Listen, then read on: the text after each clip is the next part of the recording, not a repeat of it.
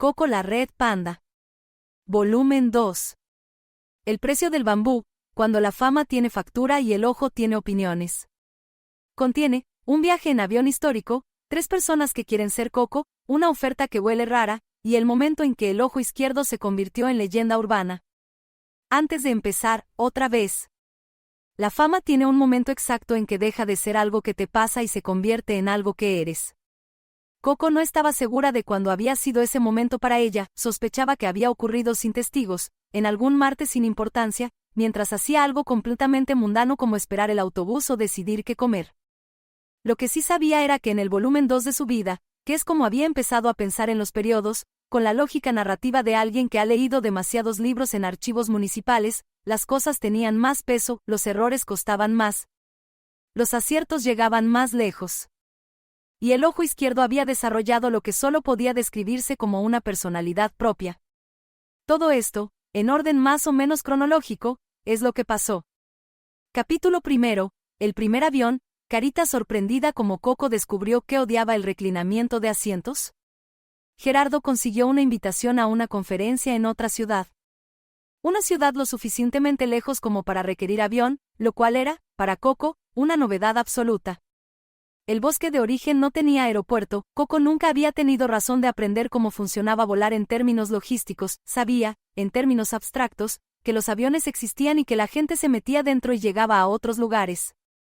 Los detalles intermedios los había ignorado con la confianza de quien asume que cuando llegue el momento se explicará solo. El momento no se explicó solo. Tienes que facturar la maleta, dijo Gerardo en el aeropuerto. ¿Facturar? Entregarla. Se la llevan, llega al otro lado. ¿Sin mí? Sin ti. Coco miró su maleta, la maleta la miró de vuelta con la pasividad de los objetos. ¿Y si no llega? Estadísticamente es muy poco probable. Gerardo, ¿y si no llega? Entonces compramos cosas en el otro lado. ¿Con qué dinero? Con el de la conferencia. Coco entregó la maleta con la expresión de alguien que está tomando nota de todos los implicados en caso de que algo salga mal. El vuelo duró 2 horas, durante esas 2 horas, Coco descubrió que la persona del asiento delantero reclinaba el respaldo exactamente hasta el punto en que la bandeja de Coco quedaba inútil, lo cual le parecía un diseño estructuralmente irresponsable del sistema aviación. Leyó la tarjeta de seguridad 3 veces, no por miedo sino por interés genuino en el protocolo. Tuvo una conversación con la persona del asiento contiguo, una mangosta de negocios que resultó estar yendo a la misma conferencia, que la reconoció del video, y que pasó 45 minutos haciéndole preguntas mientras Coco respondía con la honestidad que le era habitual y que la mangosta grababa discretamente en su teléfono. Cuando aterrizaron, la mangosta tenía material para 3 posts, Coco tenía hambre y un ojo que había estado activo durante todo el descenso. ¿Siempre te pasa eso con el ojo?, preguntó la mangosta. Más en los descensos, dijo Coco. ¿Por la presión? Por la presión y por principios, dijo Coco, y salió a buscar su maleta, que había llegado. Tomó nota de que llegó, por si acaso. Capítulo 2. La conferencia y las 3 personas que querían ser Coco. La conferencia se llamaba Innovación, Autenticidad y el futuro de las ideas, que era el tipo de nombre que prometía mucho y que podía significar casi cualquier cosa dependiendo de quién lo pronunciara y con qué énfasis. Había 300 personas, Coco era una de los 12 ponentes, los otros 11 eran 4 consultores de estrategia empresarial, 2 fundadores de startups, una experta en liderazgo femenino, un exatleta reconvertido en conferenciante motivacional, una investigadora de comportamiento del consumidor, un diseñador de experiencias digitales, y un hombre que según él programa se dedicaba a reimaginar el ecosistema del talento humano, lo cual Coco tampoco supo descifrar del todo. Lo que Coco no esperaba era lo que ocurrió antes de su turno. 3 personas distintas, en 3 momentos distintos del día, se le acercaron con variaciones de la misma pregunta. La primera fue durante el café de la mañana, una ardilla joven con cara de haber dormido poco y energía de haber tomado demasiado café. Oye, ¿cómo lo haces?, preguntó, sin presentarse. ¿El qué? Eso, ser así, decir lo que piensas sin que parezca que estás siendo maleducada. Coco la miró. ¿Cuándo fui maleducada? No, digo, sin que parezca, a veces yo digo lo que pienso y la gente se molesta y yo no sé si es porque lo que pienso está mal o porque lo digo de forma incorrecta o porque... ¿Qué pensabas decir ahora mismo? Que el primer ponente de esta mañana habló 40 minutos y no dijo nada concreto y me parece una falta de respeto al tiempo de los asistentes. Eso es exactamente correcto, dijo Coco. Y lo acabas de decir sin problema. Pero tú no eres tú diciéndolo, eres yo. Y... La ardilla lo pensó. Supongo que cuando lo dices tú, la gente ya sabe quién eres. Cuando yo empecé, nadie sabía quién era yo tampoco, dijo Coco. La diferencia no es la audiencia, es que dejé de esperar permiso para pensar en voz alta. La ardilla sintió con la intensidad de alguien tomando nota mental de algo que va a olvidar en 20 minutos pero que en algún nivel más profundo va a recordar siempre. La segunda persona fue durante el almuerzo, un castor joven, distinto al del archivo, aunque igualmente serio, que quería saber si Coco daba talleres. No, dijo Coco. ¿Por qué no? Porque no sé enseñar lo que hago, solo sé hacerlo. Eso es exactamente lo que diría alguien que podría enseñarlo muy bien. O alguien que de verdad no sabe cómo enseñarlo. ¿Cómo sabrías cuál de los dos eres? Coco dejó el tenedor. Cuando lo intente y vea qué pasa. ¿Y cuándo lo vas a intentar? Cuando deje de parecerme una mala idea. El castor asintió, dejó su tarjeta, Coco la guardó en el bolsillo donde guardaba las tarjetas de las cosas que no sabía cuándo pero que eventualmente iban a importar. La tercera persona fue después de su ponencia, una lémur de mediana edad con cara de haber visto demasiado y haber decidido que eso era interesante en lugar de agotador. «Llevas 2 años en esto», dijo la lémur, no como pregunta. «Aproximadamente». ¿Y ya sabes lo que quieres? Voy aprendiendo lo que no quiero. Es el proceso inverso pero funciona. ¿Qué no quieres? Coco lo pensó de verdad, que era como pensaba todas las cosas. No quiero convertirme en alguien que dice cosas verdaderas de forma que suenan falsas por la repetición, no quiero que lo que hago tenga precio pero no valor. No quiero que el ojo deje de hacer lo que hace. La lémur parpadeó. ¿Lo del ojo? Es una señal de que todavía me importa lo que estoy haciendo, dijo Coco. El día que el ojo deje de moverse probablemente significa que me da igual, y ese día será peor que este. La lémur la miró durante un momento.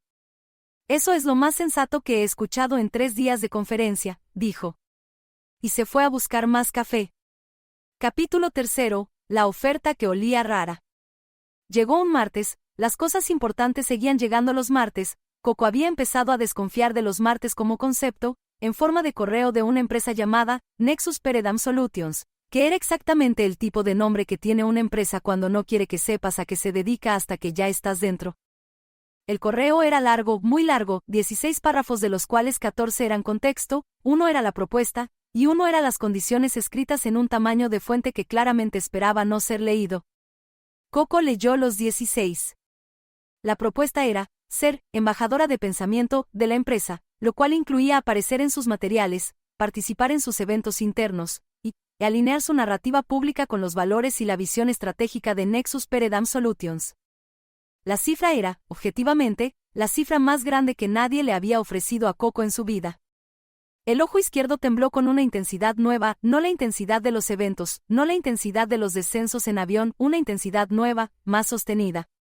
De las que indican que el sistema nervioso ha detectado algo que el cerebro todavía está procesando. Coco le mandó el correo a Gerardo.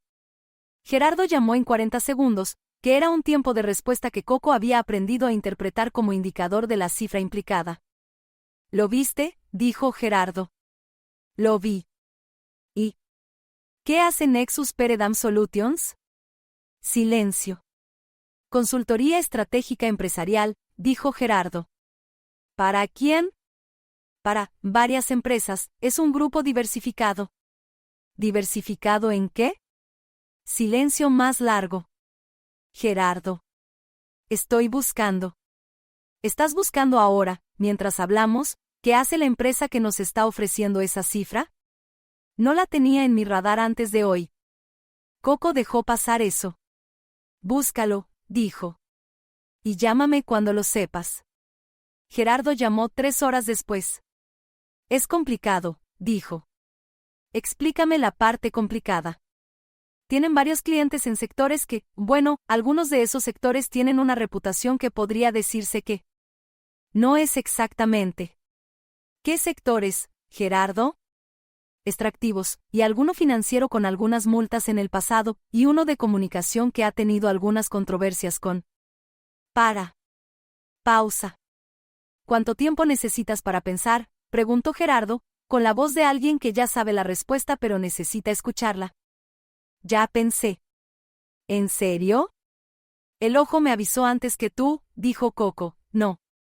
Gerardo suspiró con el peso específico de alguien que ve una cifra muy grande alejarse en la dirección contraria. ¿Puedo al menos negociar los términos para ver si?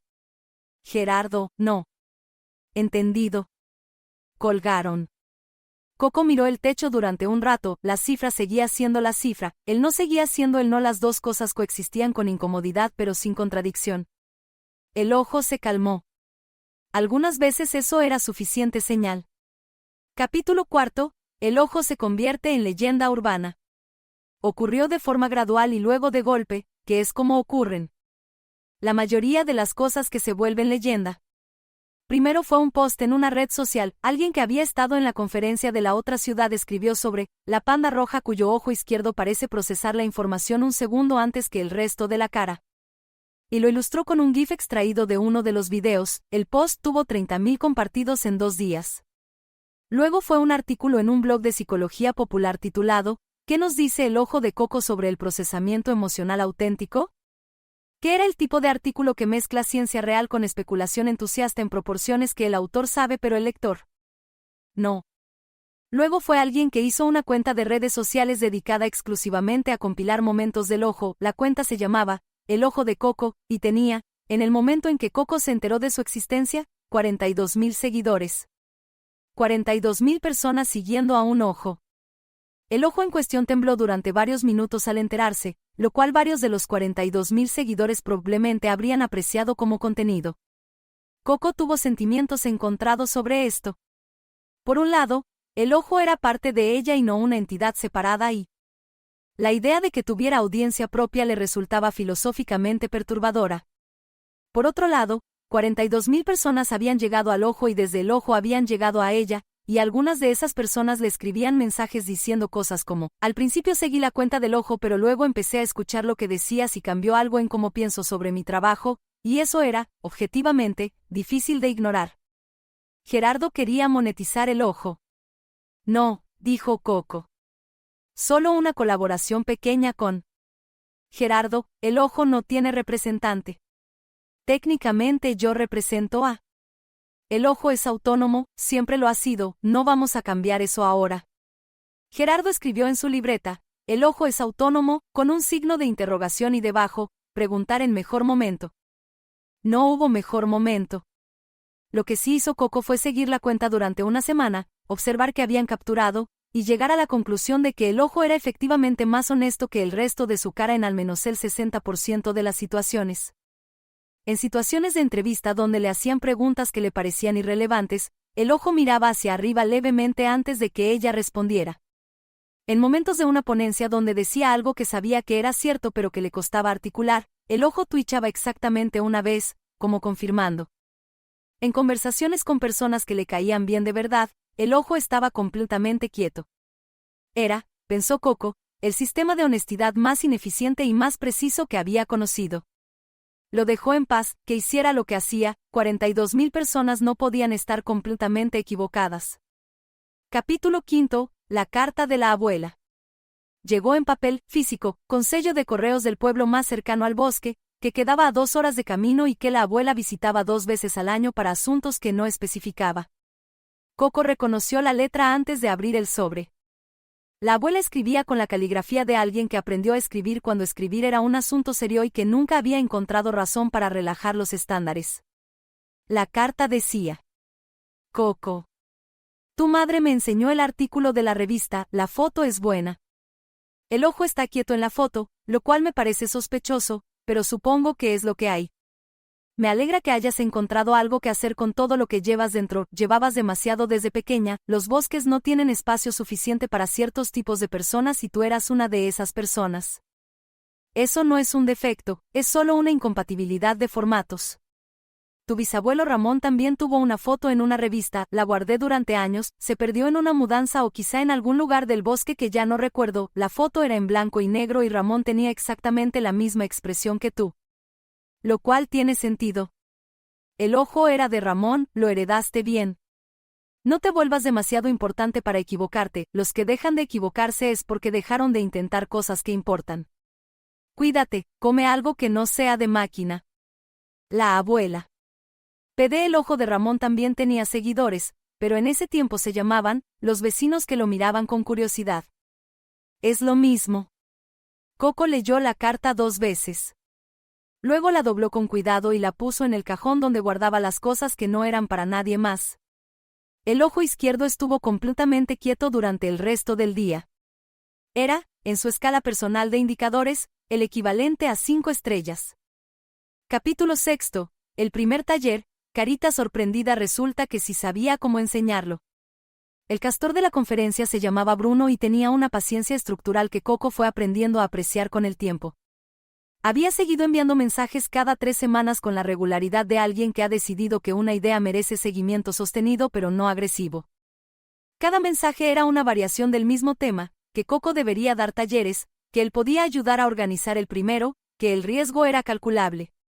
El quinto mensaje llegó el mismo día que la carta de la abuela. Coco lo interpretó como señal, que no era algo que hacía habitualmente pero que ese día le pareció razonable.